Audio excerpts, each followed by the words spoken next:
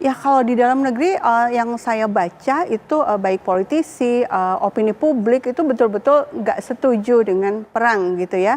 Jadi sama sekali tidak ingin Amerika melibatkan diri dalam perang antara Iran dan Israel ini. Lagi-lagi kembali kuncinya ada di Donald Trump ya. Dan kita tahu di politik Amerika Serikat itu memang ada pihak-pihak yang punya uang, punya pengaruh yang bisa menekan tokoh-tokoh politik. Nah, kita akan lihat apakah yang menang adalah suara rakyat yang rasional, yang rakyat Amerika Serikat sudah sangat menyadari betapa besarnya APBN mereka dikuras untuk Israel, bukan untuk kesejahteraan rakyatnya sendiri. Atau orang-orang di sekeliling Trump ya yang memang menginginkan perang ini. Oke, tapi pengiriman jet tempur dan juga bala bantuan militer lainnya, apakah ini dinilai mungkin bluffing ya istilahnya yang dilakukan dari pihak Amerika?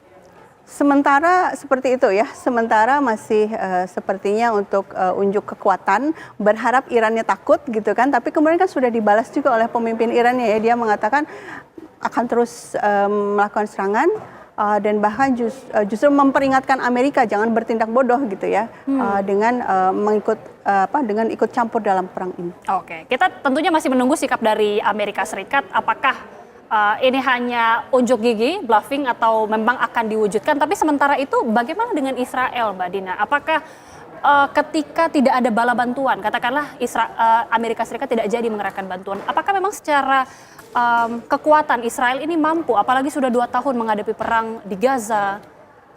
Bagaimana? Yang jelas, saya mengutip ini ya, seorang profesor Israel, dia tinggal di Yerusalem, Profesor Ilan Pappé, dia mengatakan bahwa saat ini adalah detik-detik usia akhir rezim Zionis.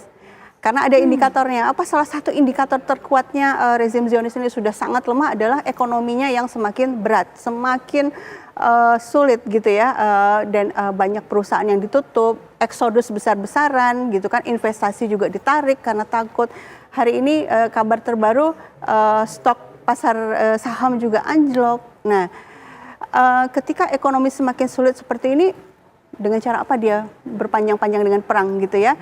Dia akan bisa melanjutkan perang kalau Amerika membantu.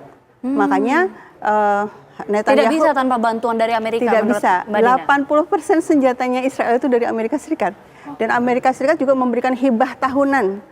Hibah berarti ya uang gratis saja. Makanya publik Amerika Serikat banyak yang marah ya, karena loh, uang yang seharusnya untuk mensubsidi kesejahteraan mereka justru malah dipakai untuk membantu sebuah rezim yang melakukan kejahatan kemanusiaan di Gaza. Jadi kalau buat Israel, dia nggak akan sanggup berlama-lama perang kecuali kalau Amerika akhirnya memutuskan untuk membantu. Oke, bagaimana dengan Iran sendiri? Kalau kita mendengar pernyataan dari Ayatullah Ali Khamenei yang mengatakan tampaknya kalau dari suasana batin ini cukup siap ya menghadapi gempuran-gempuran yang terjadi. Tapi bagaimana eskalasinya ketika Amerika Serikat bersama dengan Israel ini menggempur pertahanan Iran? Kartu trufnya Iran itu ada banyak ya. Pertama tadi saya bilang Selat Hormuz, dia bisa menutup Selat Hormuz.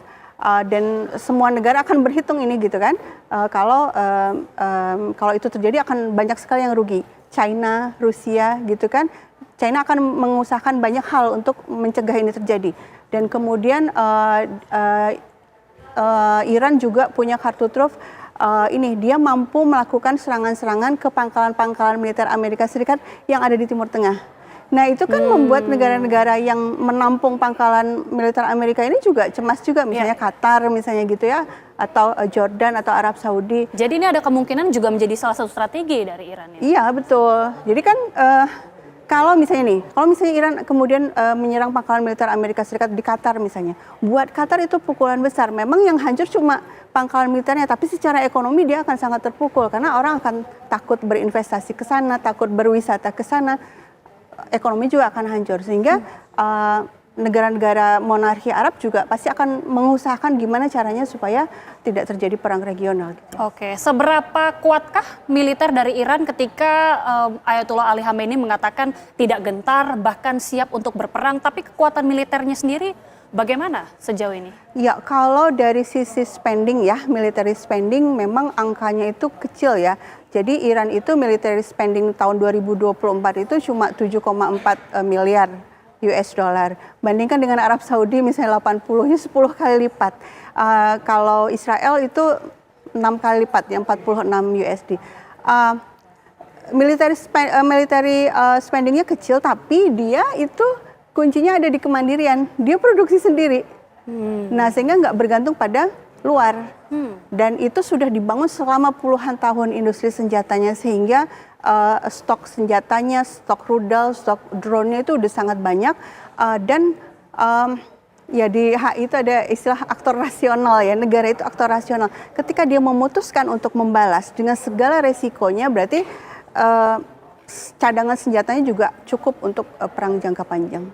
Oke, tapi ketika katakanlah kita juga masih menunggu tentunya sikap Amerika, tapi ketika turun akhirnya membantu Israel untuk berperang melawan Iran, apakah mungkin ini juga akan berpengaruh terhadap sekutu-sekutu Iran yang mungkin ini juga akan turut terlibat di dalam konflik atau peperangan ini, Mbak Dina? Yang disebut sekutu Iran mungkin sebenarnya terbatas ya. Yang pertama Yaman, dan kita tahu Yaman selama ini juga sudah melakukan serangan ya ke Israel juga.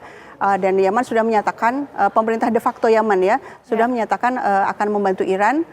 Kemudian Irak itu mau membantu, tapi sebenarnya yang bukan state, bukan negara, tapi milisi, Islamic Resistance of Iraq itu juga sudah menyatakan akan membantu.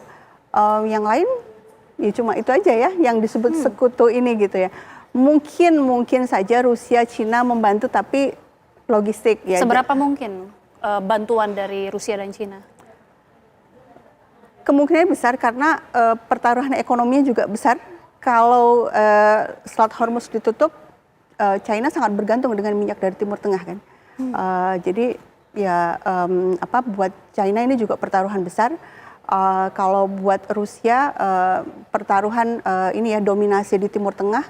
Kalau selama ini Iran bersahabat baik dengan Rusia, kalau sekarang Irannya tumbang, setelah Suriah juga tumbang, ya Rusia akan kehilangan sahabat baik juga. Nah itu saya pikir faktor-faktor yang membuat peluang bahwa mereka mungkin akan memberikan bantuan, tapi bukan terjun langsung ke medan perang, tapi bantuan logistik gitu ya. Bantuan logistik yang akan diberikan. Ini kita tentunya masih menerka karena hingga saat ini tentunya eskalasi masih terus memanas. Tapi dalam pandangan Mbak Dina, apakah ini memang mungkin akan terjadi eskalasi ini semakin memanas dengan keterlibatan banyak negara-negara, atau bahkan justru berakhir cepat gencatan senjata akan terjadi menurut pandangan Anda? Kuncinya ada di Gaza, ya. Oke. Pertikaian Iran dan Israel itu karena Gaza, bukan karena nuklir sebenarnya. Ya, memang Israel mengatakan, oh ya kami menyerang karena ini ya preemptive strike ya. Daripada kami diserang duluan dengan bom nuklir Iran, kami duluan yang menyerang. Alasannya Netanyahu. Tapi bukan itu alasannya sebenarnya, karena memang IAEA laporannya kan mengatakan nggak ada bom nuklir Iran itu. Alasannya sebenarnya Gaza, karena Iran memberikan bantuan senjata dan teknologi militer ke para pejuang di Gaza. Nah, itulah sebabnya Israel betul-betul ingin menggulingkan pemerintahan Iran yang selama puluhan tahun memberikan bantuan. Jadi, kalau ditanya kapan ini selesai atau dengan cara apa ini berhenti? Ya Gaza, hentikan dulu genosida di Gaza, ya Iran tidak akan menyerang lagi. Ansarullah Yaman juga akan berhenti menyerang, karena semua mengatakan ini adalah demi kemerdekaan Palestina. Oke. Kita akan lihat bagaimana situasi ke depan. Tapi terima kasih Mbak Dina Sulaiman sekali lagi sudah bergabung bersama kami. Sehat selalu, Mbak. Terima kasih juga, sama-sama.